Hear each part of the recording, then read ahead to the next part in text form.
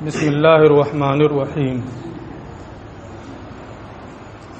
ولیس ھذا نزاعا لفظیا راجعا الی الاصطلاح۔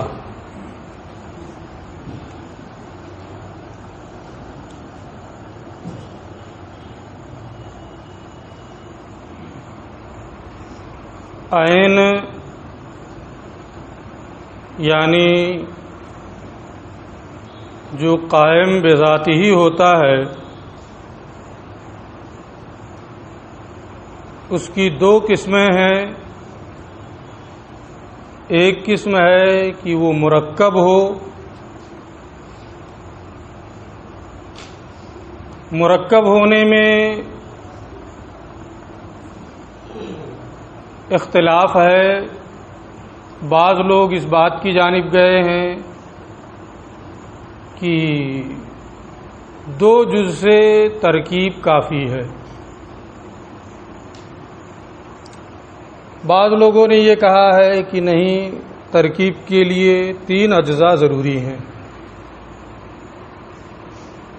ابو علی جبائی کا مذہب یہ ہے کہ ترکیب کے لیے 8 اجزاء ضروری ہیں۔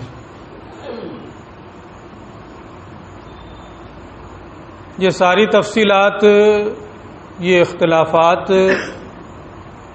کل کے بحث میں آپ پڑھ چکے ہیں۔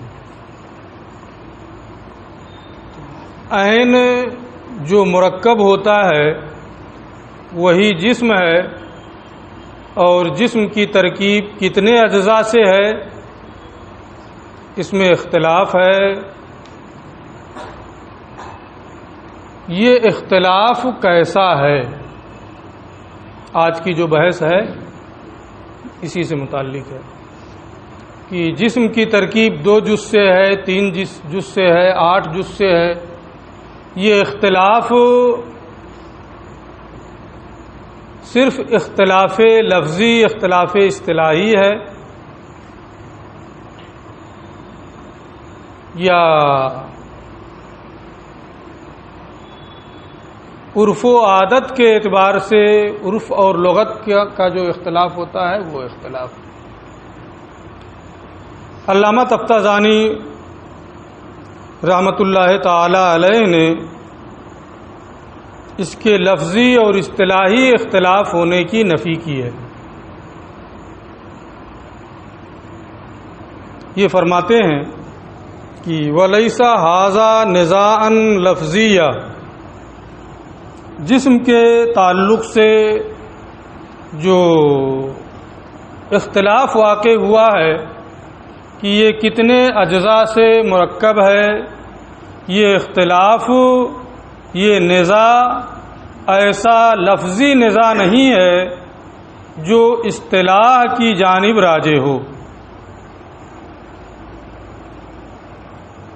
نزاع لفظی آپ بار بار پڑھ چکے ہیں کہ کسی لفظ کا مختلف معنی ہو اور مختلف معنوں کے اعتبار سے اس لفظ پر مختلف حکم لگانا۔ ایک معنی کے اعتبار سے ایک حکم لگا دیا، دوسرے معنی کے اعتبار سے دوسرا حکم لگا دیا، تیسرے معنی کے اعتبار سے تیسرا حکم لگا دیا۔ جیسے عین ہے، آپ پڑھ چکے ہیں کہ کئی معنوں میں مشترک ہے، تو اگر لفظ کئی معنی ہوں، ان معنوں میں سے ان مختلف معنوں کے اعتبار سے اس پر مختلف حکم لگایا جائے تو اسی کو اختلاف لفظی کہتے ہیں۔ اختلاف لفظی اصطلاحی یعنی لفظ جو ہے اس لفظ کے اصطلاحی معنی میں اختلاف ہو جائے، یعنی اس کا کوئی اصطلاح اپنے اعتبار سے کچھ اصطلاح مقرر کرے، دوسرا اپنے اعتبار سے اس کی دوسری اصطلاح مقرر کر لے۔ جیسے لفظ کلمہ کے بارے میں آپ نے پڑھا ہے کہ نحوی حضرات یہ کہتے ہیں کہ جو معنی مفرد کے لیے موضوع ہو، اور وہی اہل منطق کے یہاں چلے جاتے ہیں تو وہاں ہوتا ہے کہ کلمہ اسے کہیں گے جو تینوں زمانوں میں سے کسی ایک سے مقترن ہو.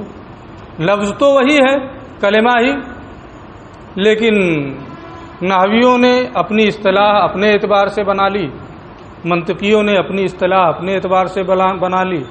لا مناقشۃ فی الاصطلاح، اصطلاح میں کوئی مناقشہ نہیں ہے.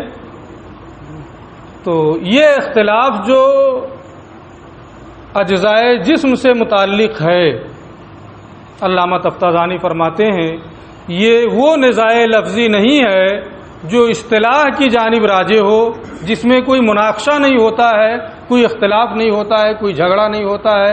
ہر ایک کو اختیار ہوتا ہے کہ اپنے حساب سے وہ جیسے چاہے اصطلاح بنا لے.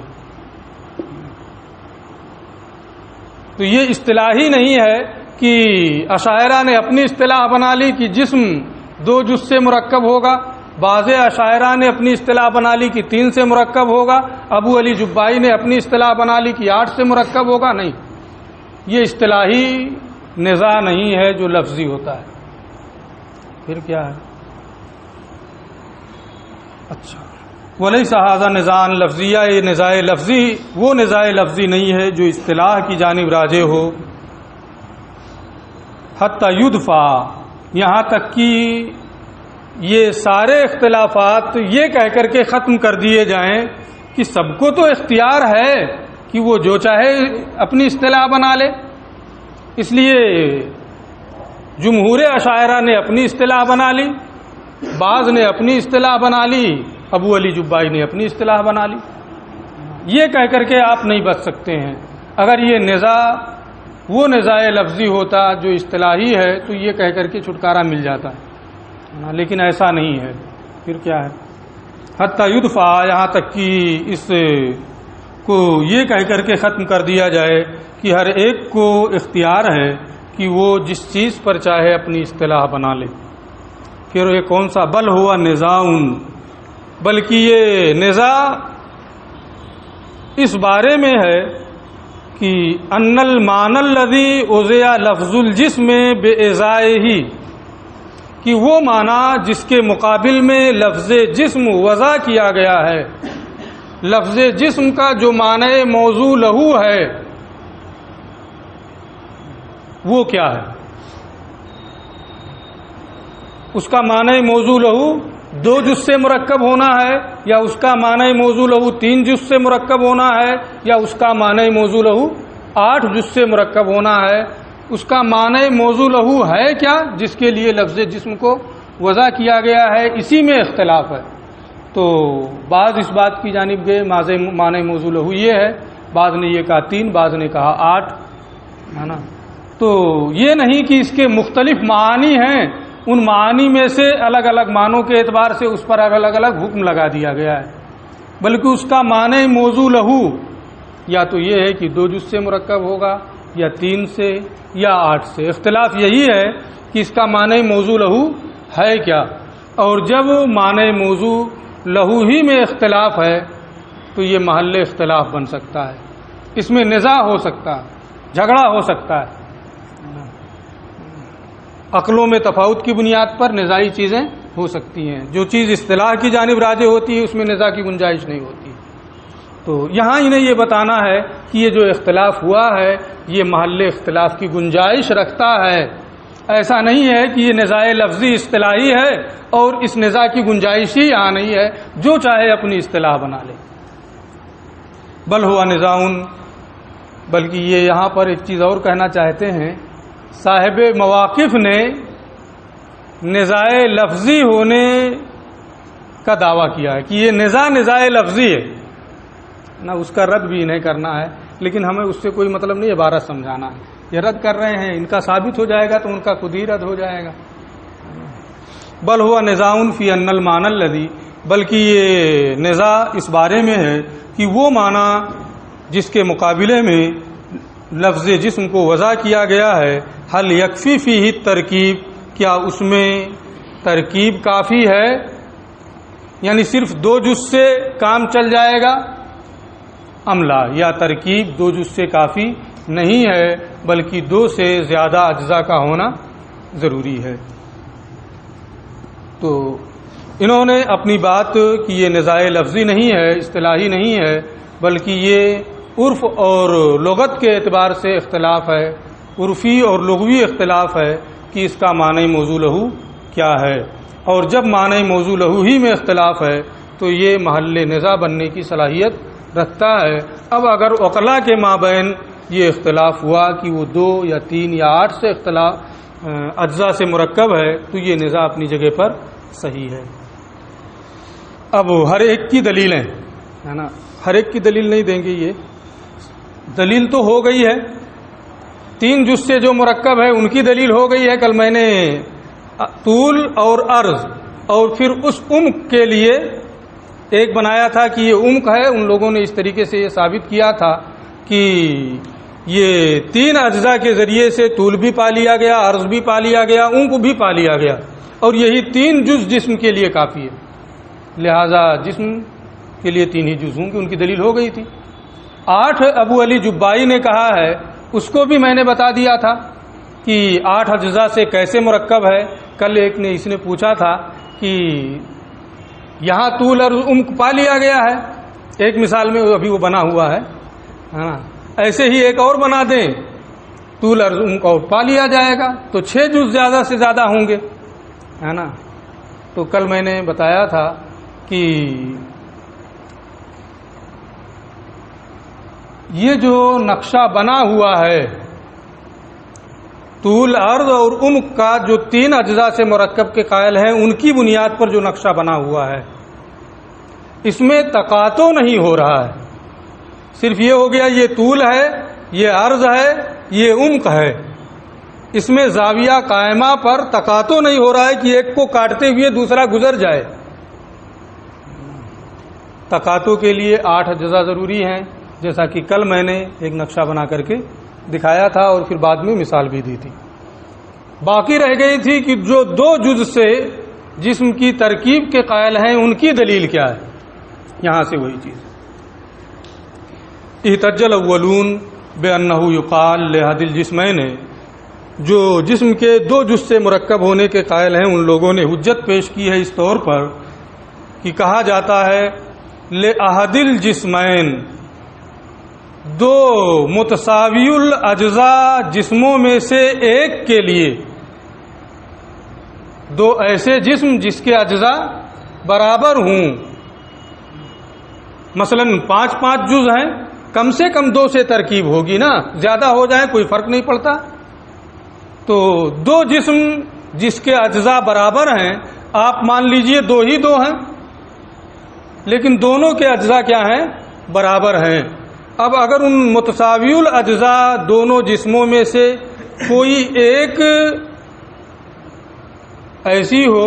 ایسا جسم ہو کہ اس پر ایک جز بڑھ جائے، یعنی ایک جسم میں 3 جز ہو جائیں، تو کیا کہیں گے، ھذا اجسم من الاخر، 2 جسم آپ نے بنایا جو 2 جز سے مرکب ہے، متساوی الاجزاء ہیں وہ دونوں جسم، لیکن ایک جسم میں آپ نے ایک جز بڑھا دیا، تو کیا کہیں گے، ھذا اجسم من الاخر، یعنی ایک جسم جس میں ایک جز بڑھ گیا وہ دوسرے جسم سے کیا ہے، اجسم ہے۔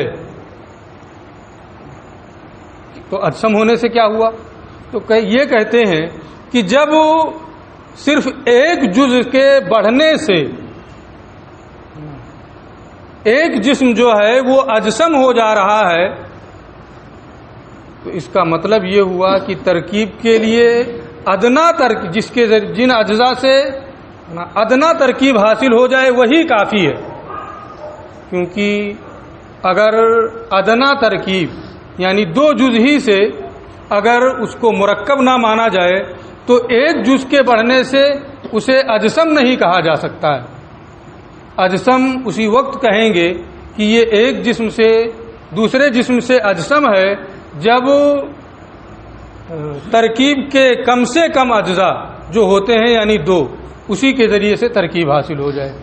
اگر اس سے زیادہ کے ذریعے سے ترکیب حاصل ہو تو اب وہاں پر اگر ایک جز کا اضافہ ہو جائے تو اس کو دوسرے سے اجسم نہیں کہا جائے گا، بلکہ 8 جز کے ذریعے سے ہونا تھا، 2 تھے، آپ نے ایک بڑھا دیا تو ابھی تو ترکیب ہی مکمل نہیں ہوئی ہے، اجسم کیسے کہیں گے؟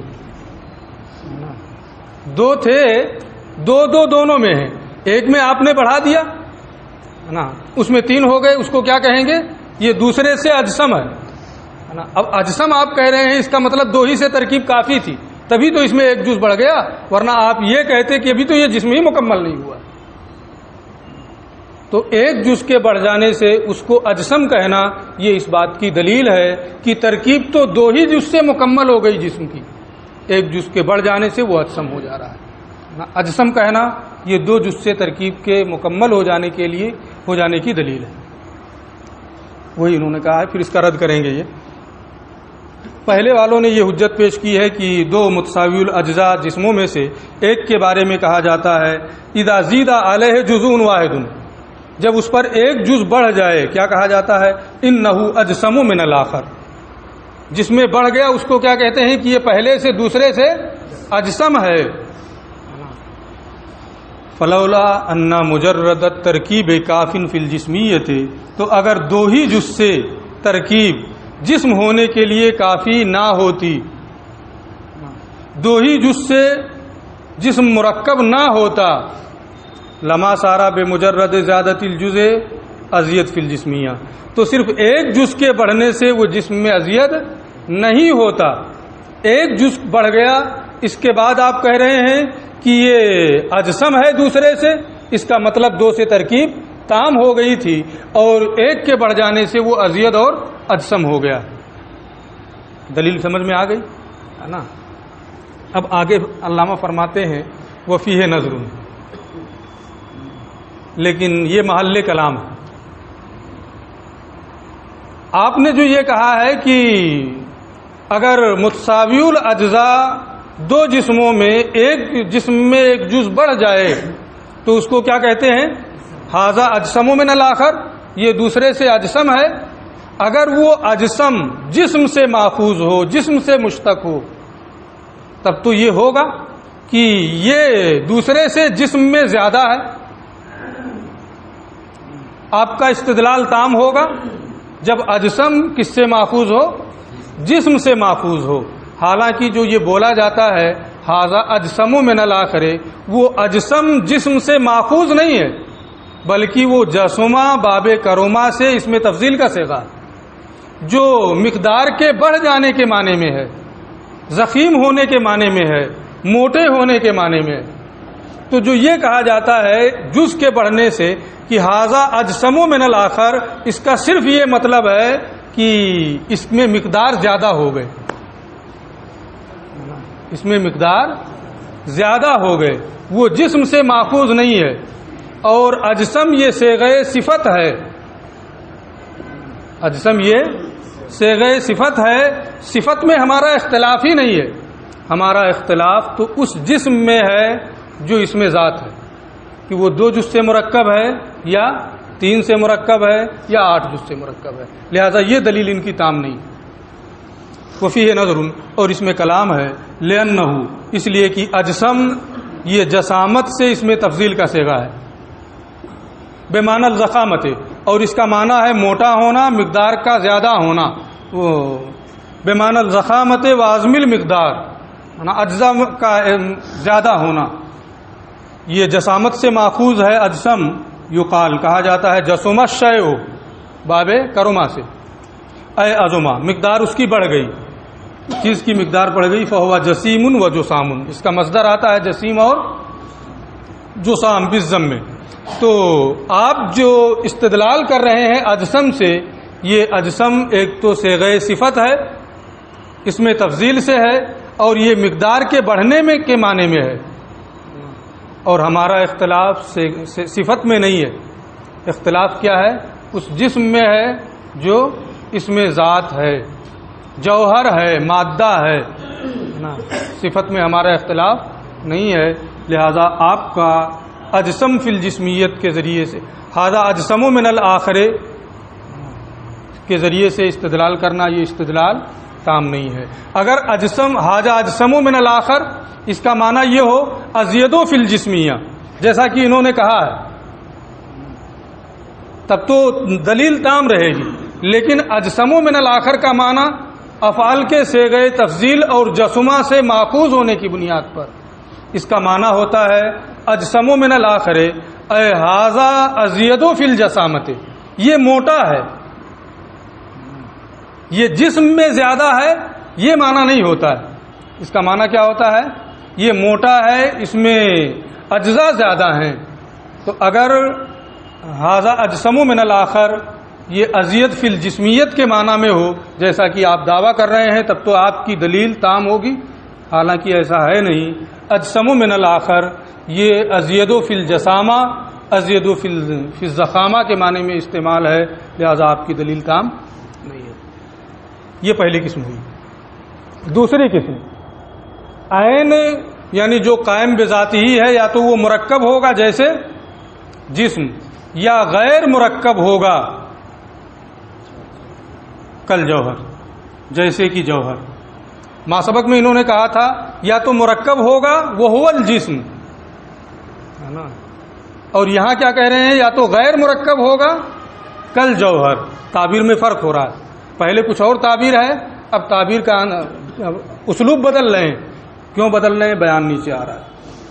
یا غیر مرکب ہوگا وہ عین جیسے جوہر، یعنی العین الذی لا یقبل الانقسام لا فعلا ولا وہما ولا فرضا، یعنی وہ عین جو تقسیم کو قبول نہ کرے، نہ تقسیم فعلی کو قبول کرے، نہ تقسیم وہمی کو قبول کرے، اور نہ تقسیم فرضی کو قبول کرے۔ میں یہ مان کر کے چلوں کہ آپ ان تمام چیزوں کو سمجھ رہے ہیں، تقسیم وہمی ہے، تقسیم فعلی ہے، تقسیم فرضی ہے، کیا یہ مان کر چلوں کہ آپ سمجھ رہے ہیں؟ کچھ بولیں گے آپ تو میں اسی حساب سے پڑھاؤں، ٹائم زیادہ لگتا ہے نا۔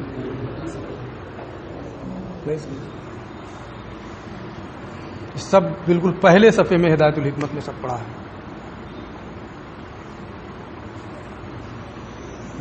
تو عین جوہر یعنی العین الذی یعنی وہ عین جو کسی طرح تقسیم کو قبول نہ کرے، نہ تقسیم فعلی کو قبول کرے۔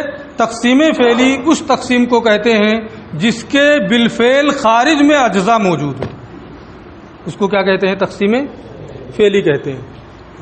اور تقسیم وہمی اور تقسیم فرضی اس تقسیم کو کہتے ہیں کہ جس میں بالفعل خارج میں اجزاء موجود نہ ہوں۔ دونوں میں فرق یہ ہے کہ تقسیم وہمی میں قوت واہمہ تقسیم کرتی ہے، اور تقسیم فرضی میں قوت عاقلہ تقسیم کا کام کرتی ہے۔ جو تقسیم وہمی ہوتی ہے وہ متناہی ہوتی ہے، جو تقسیم فرضی ہوتی ہے وہ غیر متناہی ہوتی ہے، ان کے طریق پر، ہے نا۔ اس میں سلسلہ چلتا رہے، امکان عقلی جو ہے وہ چلتا رہے گا۔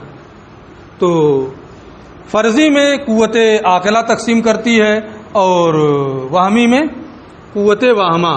فرق یہی ہے، اور ایک فرق یہ کہ تقسیم وہمی میں جو اجزاء ہوتے ہیں وہ متناہی ہوتے ہیں، تقسیم ہوتی ہے وہ متناہی ہوتی ہے، اور فرضی میں غیر متناہی۔ اور پھر جو تقسیم فعلی ہے اس کی بھی 3 قسمیں ہیں، تقسیم قطعی، تقسیم کسری اور تقسیم خرقی۔ ہر ایک کے معنی کے اعتبار سے اس کی تقسیم واضح، اس کا معنی اور اس کی تعریف واضح ہے کہ تقسیم قطعی کاٹ کر کے ایک ایک جز، یہ ہے کینچی لے کر کے اس کو ایک ایک جز چھوٹا چھوٹا کاٹتے چلے جائیں، یہ تقسیم قطعی ہے۔ تقسیم کسری یہ کسر کے ذریعے سے کسی ٹھوس چیز پر کسی چیز کو پٹک دیا، مختلف اجزاء بن گئے، یہ تقسیم کسری ہے۔ اور تقسیم خرقی خود ٹوٹ جائے، اسی طرح سے کچھ ہو جائے۔ او غیر مرکب، یا عین جو قائم بذاتی ہی ہوتا ہے وہ غیر مرکب ہوگا جیسے کہ جوہر ہے، یعنی وہ عین جو کسی طرح تقسیم کو قبول نہ کرے، نہ تقسیم وہمی کو قبول کرے، نہ فعلی کو قبول کرے، اور نہ فرضی کو قبول کرے۔ اسی کو جزء لا یتجزا کہتے ہیں۔ اسی کا تیسرا نام جوہر فرد ہے۔ تو جزء لا یتجزا جوہر جوہر فرد، سب مختلف چیزوں، یہ مختلف الفاظ ہیں، سب کا معنی ایک ہے کہ جو کسی طریقے سے قابل تقسیم نہ ہو. اب چاہے جزء لا یتجزا کوئی بولے یا جوہر فرد بولے یا جوہر بولے جسم کے مقابل میں، ورنہ تو جسم کو بھی جوہر کہا جاتا ہے. جسم جوہر بولے جسم کے مقابلے میں تو اس کا معنی یہی ہوگا کہ جو قابل تقسیم کسی طریقے سے تقسیم کو قبول نہ کرے. یہ ہو گیا.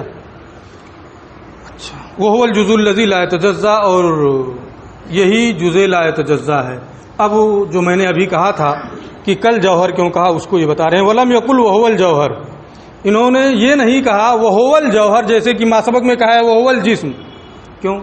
کیونکہ اگر یہ کہہ دیتے وہو الجوہر یا غیر مرکب ہوگا اور وہ کیا ہے؟ جوہر ہے، تو اس سے کیا سمجھ میں آتا؟ بہت آسان سی بات ہے کہ اگر یہ کہتے کہ عین یا تو غیر مرکب ہوگا اور وہ جوہر ہے، یعنی عین غیر مرکب جوہر میں منحصر ہے، یہی تو سمجھ میں آتا. حالانکہ عین غیر مرکب کی اور بھی صورتیں ہوتی ہیں، جیسے نفس ہے، نفس مجردہ، عقل ہے، اور صورت ہے، حیولہ ہے. حیولہ، صورت، نفوس مجردہ اور عقل، 4 ہو گئی.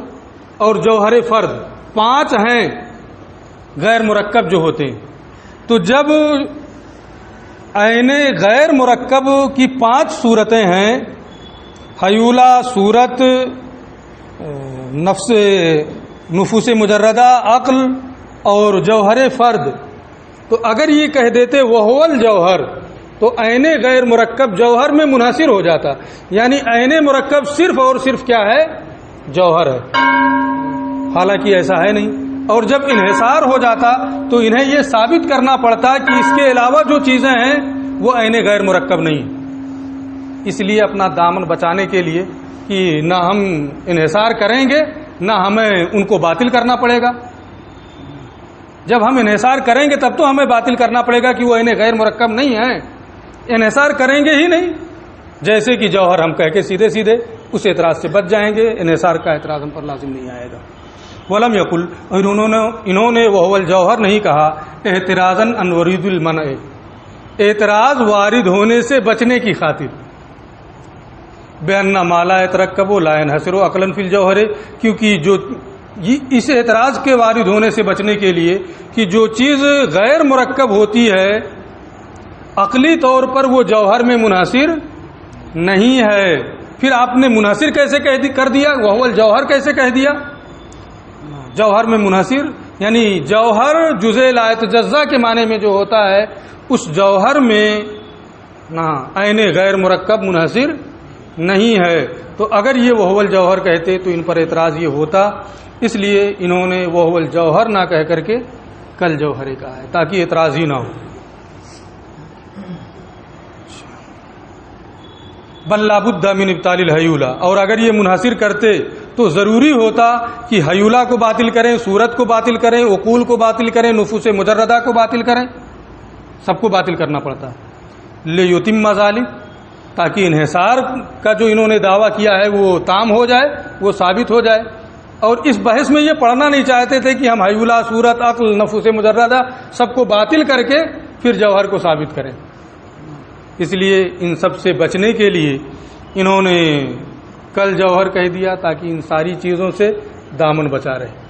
حیولہ کی تعریف آپ پڑھ چکے ہیں کہ اس مادے کو کہتے ہیں جو مختلف صورتیں اختیار کرے اور اس میں کوئی تغیر نہ ہو. جیسے لوہا ہے نا، کبھی اس کو مائک بنا دیا، کبھی اس کو مشین بنا دیا، کبھی اس تپائی میں لگا دیا. شکلیں اس کی بدلتی رہتی ہیں لیکن لوہا لوہا ہی ہے کہ لکڑی ہو جائے گا نا، تو اس میں تغیر نہیں ہوتا ہے. اسی کو حیولہ کہتے ہیں. جو صورت اس میں حلول کیے رہتی ہے اور حیولہ اس کے لیے محل ہوتا ہے اسی کو صورت کہتے ہیں. جیسے یہ ایک صورت بنی ہوئی ہے ہے نا. تو اس حیولہ میں یہ صورت حلول کیے ہوئی ہے، اس لیے ایک صورت بن گئی. اس میں ہے صورت حلول کیے ہے، اس لیے یہ ایک صورت بن گئی. اس میں ایک صورت حلول کیے ہے، اس لیے یہ ایک صورت بن گئی. عقل تو آپ پڑھ ہی چکے ہیں. نفوس مجردہ، اس کو بھی میں بتا چکا ہوں کہ نفوس مجردہ نفس کے بارے میں زیادہ تر ہمارے علماء کا یہ خیال ہے کہ یہ اس کا علم اللہ عز و جل کے ساتھ خاص ہے. لیکن بعد میں اشاعرہ نے ایک تعریف اس کی یہ کی ہے کہ نفس مجردہ وہ جسم لطیف ہے جو جسم میں سرایت کیے ہوئی ہے. یہ ساری تفصیل پڑھ چکے ہیں. آگے کی تفصیل پھر انشاءاللہ ہم کل بتائیں گے.